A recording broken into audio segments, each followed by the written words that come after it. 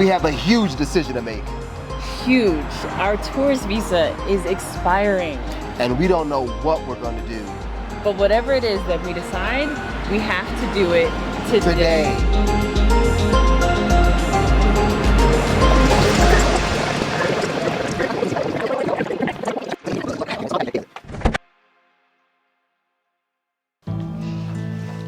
Hey, and welcome back to our channel. My name is Rondell. My name is April. And we have a day planned for you today. Yes, for one, we're gonna be going through everything you need to know about moving to Ecuador. All things Ecuador. We have a dinner party with some friends and some resources for you that we're going to attend tonight.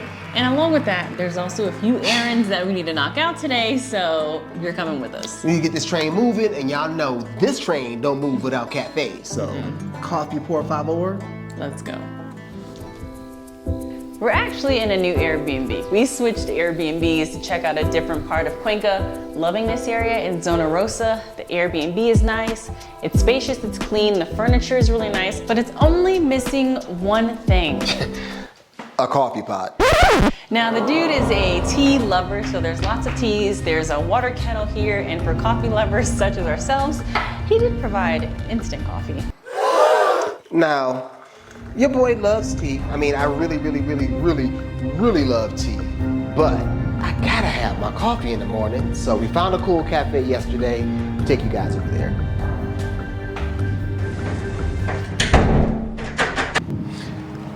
Should be an interesting day, huh? I think so.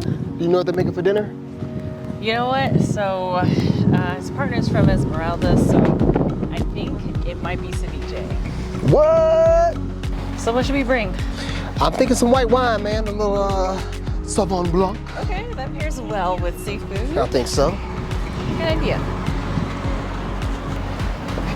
You know, Ecuador is really expat friendly. I definitely see why a lot of people are making the decision to move here. I do too, you know, for a multitude of reasons, right?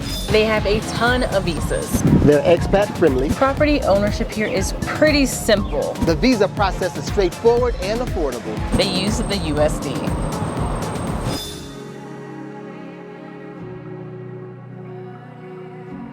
I hope they honor our little freebie, right?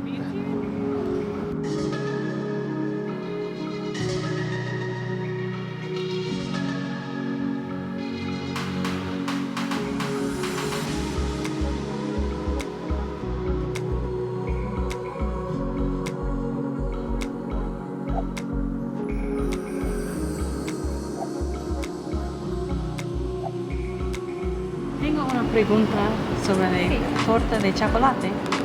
Sí, ¿Es todo chocolate? No, le ponemos más chocolate encima. Perdón. O sea, le ponemos más chocolate encima. Es más Es una chocolate. salsa de chocolate. Okay. ¿Ya? Porción.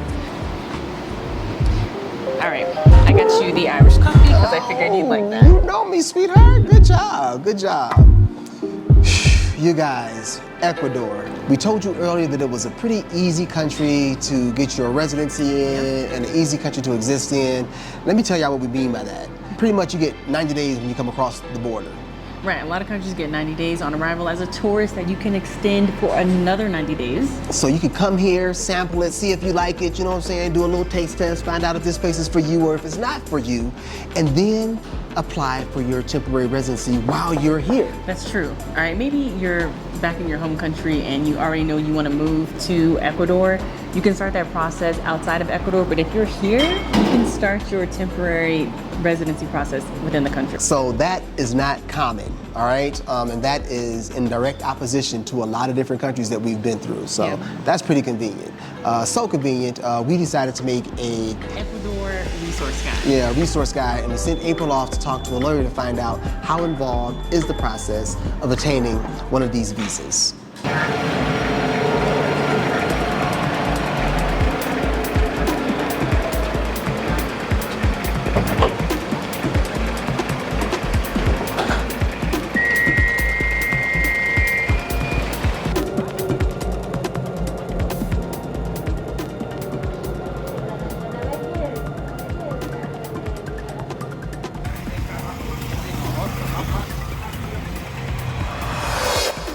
took the Tranvia to Centro Cuenca, where I visited the law offices of one of the most esteemed and prominent attorneys in Ecuador, attorney Sara Chaca.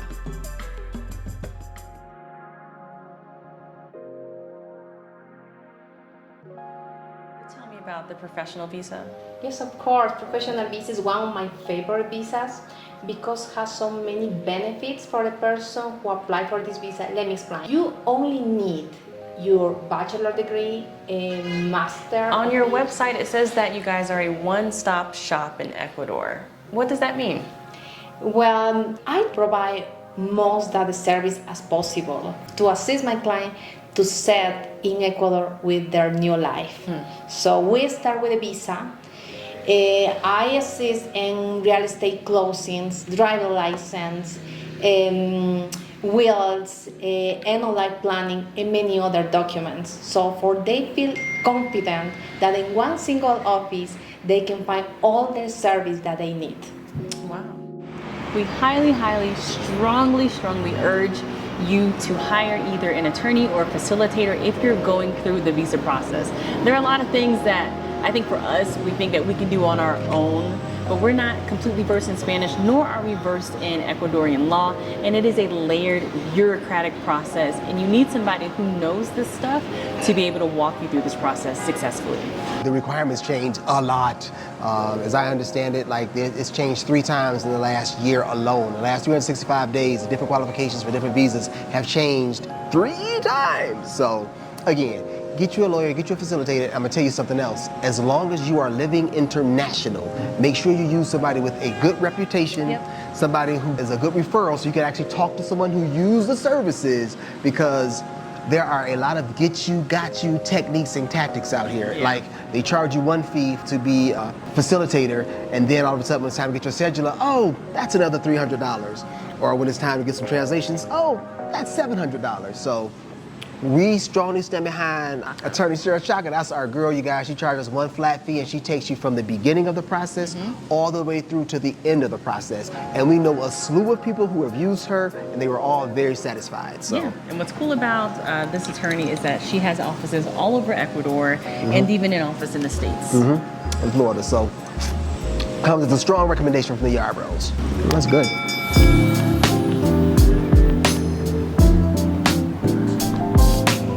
So I gotta say that we haven't had the most remarkable food here in Ecuador. True, but we have had some really remarkable meals and have eaten at some really great places. and For example, this spot behind us was the first place where we actually had some really delicious ceviche that we are inspired to recreate ourselves. muy bueno. Look, if you don't know anything about Ecuadorian ceviche, usually like the recipes come from the coast, of course, because it's ceviche.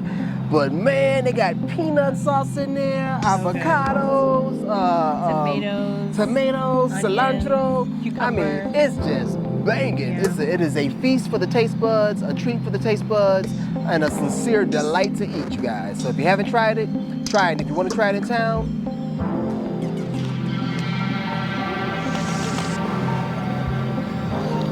they'll do you right. Cafe con amor. My people, Ecuador is a haven for nomads. We highly recommend this place. If you guys haven't given it a try yet, there's lots of different topographies. The visa process, you get 90 days upon entry. You can extend it another 90 days while you're in the country. And if you want to apply for one of those little 2-year visas, it's sweet because you get access to a lot of different things. But that's not the most important thing. What's the most important The thing? most important thing is internet speed. Preach, baby. We done went through Central America, y'all, and we got tore up with their download speeds and upload speeds. The download speed would be some ridiculous number like, 210, 125, and then the upload speed would be like 12. Right, but what we found here throughout our travels is that they have high upload speed and high download speeds that pretty fiber much match, and it's been great and very high on our list of priorities of what we need to live and work abroad. No cap. We are in one of the best Airbnbs we've been in Cuenca, and it has the lowest internet speed, and that low speed is 50 up and 50 down. Which is amazing still. But another thing that is really, really important in your travels, no matter if you're a digital nomad or a wanderer or a traveler is securing some sort of travel medical insurance. It is absolutely critical that you have some medical insurance. Unforeseen circumstances catch us all off guard. Some people that we know, a lot of people that we know had a lot of accidents over in Southeast Asia riding those little mopeds around. And you know, if you had coverage when that happened, then you would be able to, you know, cushion that budget a little bit. So, either way, you never know what can happen to you while you're out here in these international streets. So we strongly, seriously urge you to get you some medical coverage. And that brings us to today's sponsors, which is SafetyWing and an awesome product that they have called Nomad Insurance, which is a travel medical insurance. Look, if you guys have been rolling with us for a minute, you already know that we are affiliates with these guys already. We love these guys. Their programs are not touchable by any other nomad insurance company out here. These guys are the insurance company of the future, in my humble opinion. Yeah. And let me tell you why.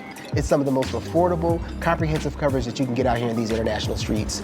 For a person that's underneath 39, which is not me, your payment is only $42 a month for 4 weeks. And that's pretty awesome for that Nomad insurance. Yeah, what I love is that it is travel and medical. On the medical side of it, you get access to a global network of doctors and hospitals that you can use for any unforeseen, unexpected medical events. It also covers those travel kind of insurance needs that you need as well, like delays and lost luggage and natural disasters. If it's one thing that COVID taught us is you need to be ready out here. Yeah. You might have to hold up in a hotel. You might have that lost luggage. You know, who knows? We know many individuals who have filed claims with SafetyWing and it wasn't an issue. But you mentioned COVID, and one thing that they offer is a bomb COVID coverage, which a lot of people are requiring nowadays as you enter different countries. But with this one, they also cover if you have to quarantine for any reason, they will pay up to $50 for your accommodations for up to 10 days if you need to quarantine. Let me share a little story with y'all. We got caught COVID while we were in the most expensive area in Mexico. Shout out Cabo. In Cabo, y'all, we caught COVID and had to hold up in $100 a night spot. That killed our budget, y'all. Yeah, it killed our budget, y'all.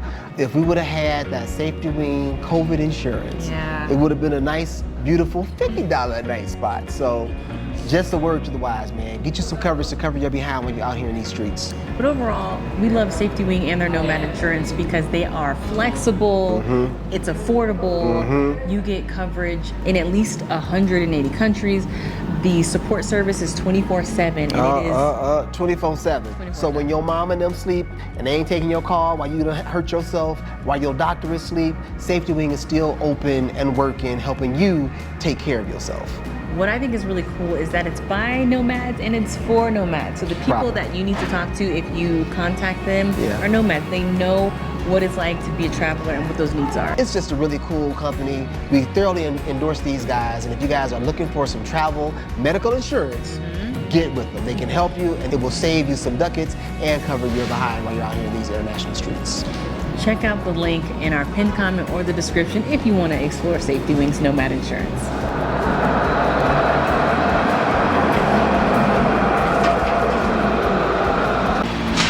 So we have some more errands we need to run today, you guys. I want to take this moment to just tell you guys about like Ecuadorian typical neighborhoods, right? Yeah, what we typically see when we're just strolling around in a neighborhood, a lot of what you'll see are different sorts of shops, perhaps some specialty shops, but most definitely you will see a panaderia. For 3 or 4 of them, and those are just bakeries, guys. Around here, bread is a freaking commodity, and they love their cookies, breads, and all those kind of baked confections.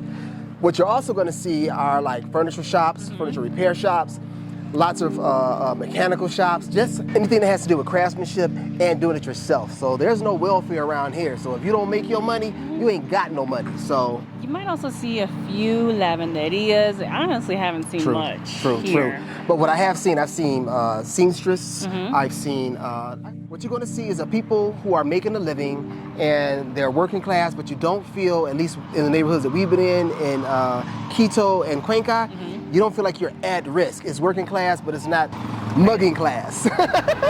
Now, if you're planning a move, I want to come visit Ecuador. There are a few cities here that have a large concentration of expats. Which might be important for some people who are looking for community or a smooth transition or services that are geared towards expats. And you're going to find those enclaves in the capital city of Quito. The largest populated city, Guayaquil. The city where we're in right now, Cuenca. And Cotocachi, right outside of Quito, actually. Yep, north of Quito and on the coast in the city of Manta. Now that's becoming a whole new hotspot. If you want to get in where you fit in, you may want to check out some of those cities. Now, if you've tasted the fruit and it's good to you and you're ready to make that commitment for 2 years or even get that permanent residency, you're going to start with the 2 year. And for that 2 year, you're going to be required to have some insurance. Now, about that insurance. I got the chance to sit down with an insurance broker here that covers all of Ecuador. She offers many different types of insurance, such as renter's insurance, travel insurance, car insurance, things like that. But her specialty is in medical insurance. Thank you so much for meeting with me. My name is April, and I'm just really curious to learn more about you, your services, and how insurance works in Ecuador. Thank you, April. I'm very glad to have you here. My name is Madeline Gonzalez, also known as Mady. I offer health insurance for everyone, specifically with expats. So you are an insurance broker among lots of other things. What are the main companies that you guys work with for health insurance? Okay, so the main company is Confimed for health insurance, mainly because they don't require the visa initially or the cedula, which it's kind of a catch-20 because you need to have health insurance to get your cedula or have your visa. Right. So that's a really good way to get that process. So for me, mid-30s and no pre-existing health conditions, what would you recommend? So for someone your age, definitely I would recommend a comprehensive policy, like we call it. Has a low deductible and you can do co-payments. Also, it includes travel insurance. There's no need for you to do a high deductible because at your age it's much more affordable. So what's an average price range that I would need to budget? Okay, for a 30-year-old, just for yourself, because there's also +1 or there's also a family package, but it can range about $70 a month for yourself. So together it'd be about $130, the discount as a couple, if you did a couple plan, and the family plan would be about $180. Well, I love to work with people. I like to help people a lot, and I find that the expat community, not knowing the language 100%, being seniors, they need a lot of guidance with what, not just using the policy, what kind of policy, and we really like to be there for afterwards, helping, with claims and everything from getting appointments and all that. So it satisfies me a lot to help people, to be there for them. Awesome. Yeah. And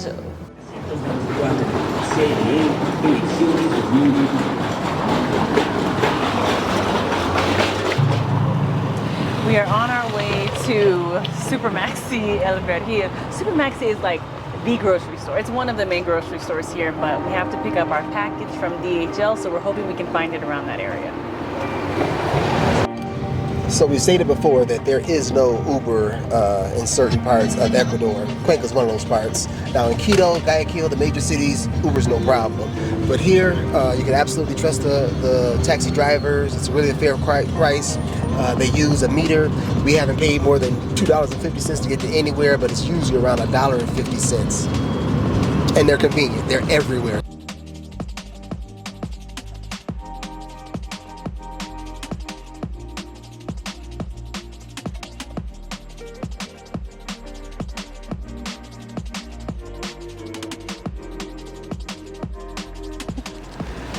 Got the package. Well, this is something that has been delivered to us, a particular product that we're going to test out. So we're excited about it because the product in itself seemed really interesting. So that will be coming in a different video once we test it out. But we had to pay a customs fee for this, which was $17. So we got our stuff. Let's get home. We have a dinner date to make it to in 1 hour, so this should be interesting. We got to charge this equipment and make it over there, so let's get us a taxi. Let's go. So mail in Ecuador is a little interesting. To say the least. To say the least, okay? I mean, international mail is always a bit of a hassle. We had some stuff muled in before because buying things here, specifically like clothes, electronics, and a few other things are just way more expensive and are taxed more. Let's talk about that muling. Yeah, so muling is where you pay somebody to bring your stuff into the state for you, into the country for you. I don't know if it's legal or not, probably not, but it is a hell of a lot more cost effective. You end up paying like 40% more in taxes getting electronics and different things like through Amazon. So, you know, it just was a hell of a lot more cost effective. I will say that I don't think that Ecuador has a public mailing system, but they do have a courier system within the country that works really well. It's really efficient. Yeah. It gets within the vicinity. You don't use the address. It's circa this and circa that, like so. Right. In the area of, so you end up meeting people at restaurants and gas stations to get your stuff. So that's what's up. You good? Okay, back over. Buenas tardes. Where do we live now? Oh, I didn't get the coffee. Jesus, where do we live? Oh, geez. What's the name of that pizza restaurant over there? All right, so it is the time of the day that we've been waiting for. We are headed to our dinner party engagement. So got a little dinner engagement, you guys. There should be some resources for us to discuss different things about moving to Ecuador with. Either way, we're almost running late, so we gotta get over there. Luckily, it's like a few blocks away, so we're gonna take a quick walk. All right, y'all.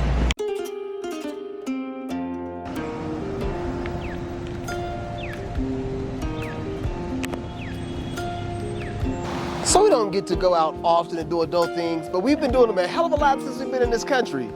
Well, our goal is to hang out more at night, check out the night scene, because usually, y'all, we in the house. Working. So it's kind of cool to meet up with some folks, some adults, and you know, have some drinks, enjoy some food, and kick some conversation, and put you guys up on some different things that you might want to know. So I'm looking forward to the evening though. Okay, definitely looking forward to the company and especially the food. Of course. And this, I know, it's his fault. It's his fault. Alex, our chef for the evening. Muchas gracias, hombre. All right.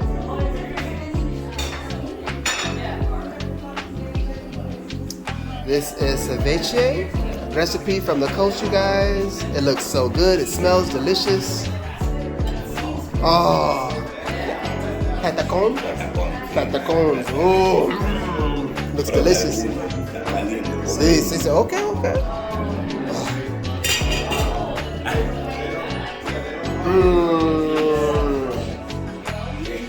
Gracias, delicious. Ají. Es picante. Ají picante, caliente. Mi esposo gusta Le gusta. picante. Sí. Yeah, I heard that. Todos tenemos. I don't know what's worse, like that or when they give you, what's that little drug they blow in your face with the flop? Yeah, and then you actually go do it. All they do is tell you to do it. Okay.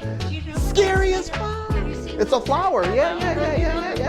See. So careful. I mean, I go to work all the time, and I am on taxis all the time. It's not Yellow taxi. Yellow. Yellow taxi. I thought it said ghetto at first. Ghetto taxi. I'm like, ghetto taxi. Yeah, well, it's my clients, but I did the whole logistics, so I basically with all my sweat and effort, I put those. Oh, the news. Yeah, probably you saw on the news. So you work on the docks. If we had a family in the United States who needed to send their house in a container, I do that. could they contact you? Yeah. Oh. I am a customs agent here in Ecuador, so I am legally registered here to do that operation in Ecuadorian customs. Perfect. And I deliver that to your door. So we need all of your information. Buen provecho. And this is the party. Can't see the plate now, that's the food. It smells. Woo! We had a fantastic night. Fantastic is an understatement, man. That was a really good time, guys. We had really good coastal Ecuadorian ceviche, mi patacones. Woo! delicious, man. But not only was the food great, the company was amazing, and it was like Yeah, that was good too. a combination of a lot of the people that we met here and some new people that are now new friends. But there's just nothing like finding your community when you are abroad, or finding people that you feel like are tribe. It was a good culmination for our time here in Cuenca. All in all, a really good evening, y'all.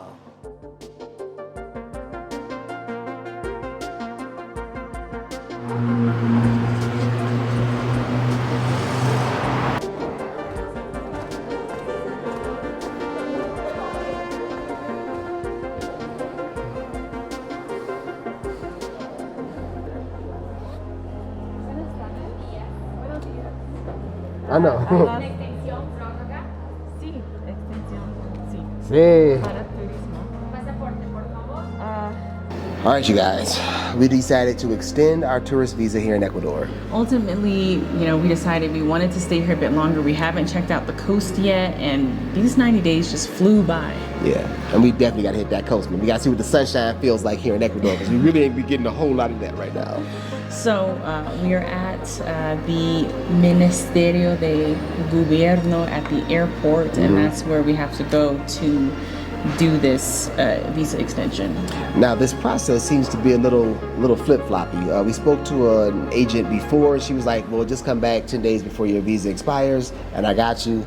This lady is saying we have to come back on our 90th day in order to get it renewed. Right. So we've been hearing a lot of different things, but either way, she told us to come back on a particular day to complete the process. And all we seem to need from her is to complete this visa extension form for the tourist visa, and to bring a color copy of our passport. Well, and the receipt from the bank. Well, we bring this first, at which point we submit these documents, and then she sends us off to the bank. Where we go to the bank, pay $141.67 per person, and then bring the receipt back to her. So, this will be to be continued, and we'll tell you when this process is over with.